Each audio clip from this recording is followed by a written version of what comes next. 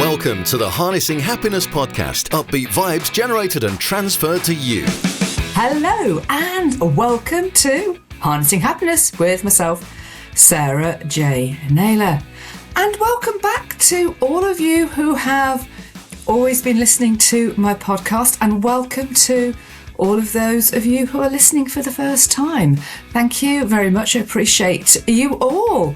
And today I really want to dig into authenticity. So as such, I want to give you a little bit of background. I promise I won't go on for too long. I know I have a habit of doing so. That's just me being authentic. So I've had about, a year, just over a year's break from recording podcast episodes. And the first one was released last week, episode 201 with Louise Budgeon, The Quiet Roar, which was absolutely awesome. Fantastic being back in the studio. And this is my first coming back with a soundbite.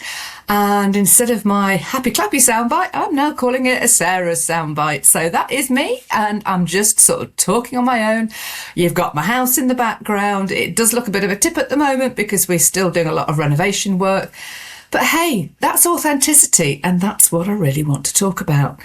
Particularly in today's world, there is so much pressure to perform and be because of what we are bombarded with through social media, through the narrative, through mainstream media, through everything, really. It's so noisy. You don't really know what's true and what's not. And to be honest, if it looks too perfect, it generally is. For me, the perfection is in the imperfection. You see, I'm even stuttering over my words. So therefore, you know it's not AI. I've been ironed out. AI is great. It's a tool. I mean, I use it daily. I can use it to brainstorm. However, we have to be mindful that we don't rely on it completely. We have to question, we have to push back, we have to use it as the tool it actually is. And that's true in sort of all areas of life. But, come on, it's being back to being who you are. Who are you? Authentically, who are you? Away from all the noise, away from who you feel that you should be, to please other people, to fit the narrative, to be, to exist. Because actually, you being you, authentically true to yourself, as long as what you are doing isn't outwardly hurting and harming anybody else, that is where true happiness and contentment lies. And I have I've been loving working with clients. For those of you actually who don't know, I'm an executive coach and mentor.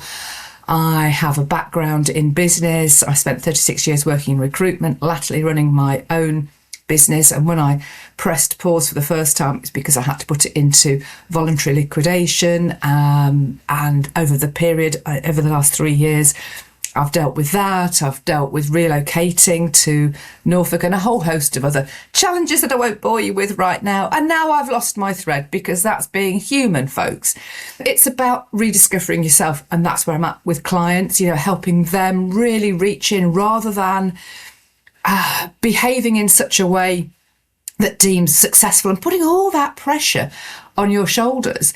When you let go of that, when you actually feel into who you are and are authentically you without outwardly, as I say, hurting anybody else in order to do so, that's where, the contentment lies. It's a hard one, I'll admit. I had to really let go, surrender. And if anybody's listened to any of my earlier episodes, I have talked about that previously, because we get conditioned, our subconscious takes over. And because actually, if we had to think about each hand movement, each eye movement, how we breathe, you would never be able to cope, because the brain is processing so many things subconsciously at any one time.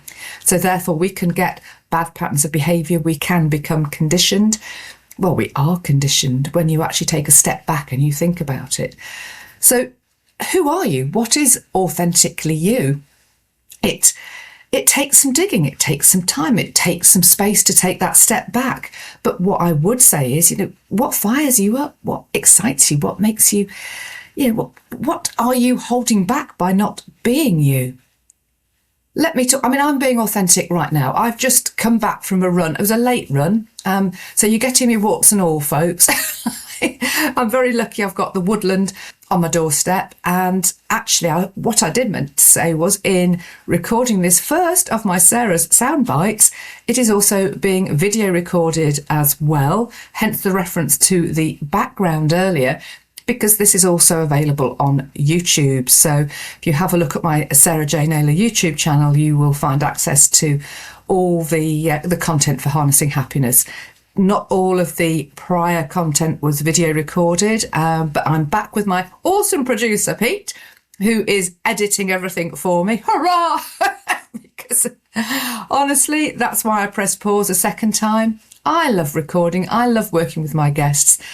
However, doing all the tech side, it really isn't me. So actually, coming back to that, what are you doing right now that really isn't you, for example? You know, having spent, like I said, 36 years working in recruitment, all too often I would see people chop and change jobs because they weren't happy. But what was it about not being happy? Why weren't they happy? Probably because they weren't doing a job that they felt was right. You know, I met many a candidate been off to university because their parents felt that this would be a brilliant career for them. Because, you know, parents mean well, and they're probably basing their experience of life on what they feel will be right for you. But you know what's right for you. What fires you up?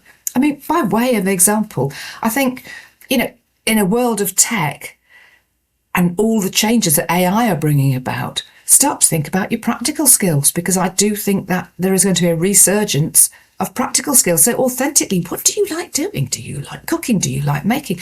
I've been working on and refurbishing a couple of pieces of antique furniture. I use the word antique loosely because they are old pieces of furniture that haven't been very well treated. So when you say antique, you tend to think, I don't know about you, but you tend to think of an expensive antique shop.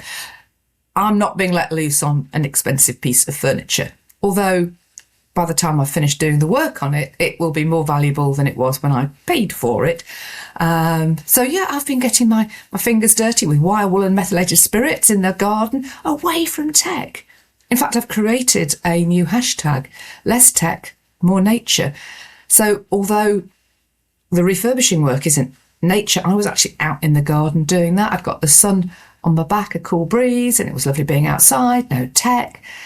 And I say this morning, I've been out for a run through the woodland. And as I say, apologies for those of you watching on video. I haven't made it to the shower, but I wanted to, you know, record authentically, you know. And I thought, you know what?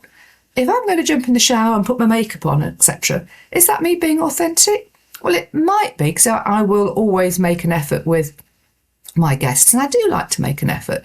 However, you know, I've got a busy day today, and I thought, if I'm talking about authenticity, be authentic, Sarah. You know, I'm sitting here in front of you. For those of you who are watching, I'm 60 and I get out and about. I'm fit and I'm active. You know, I'm not the fastest runner, but I like to make an effort. I like to get out in nature. I like to get away from tech.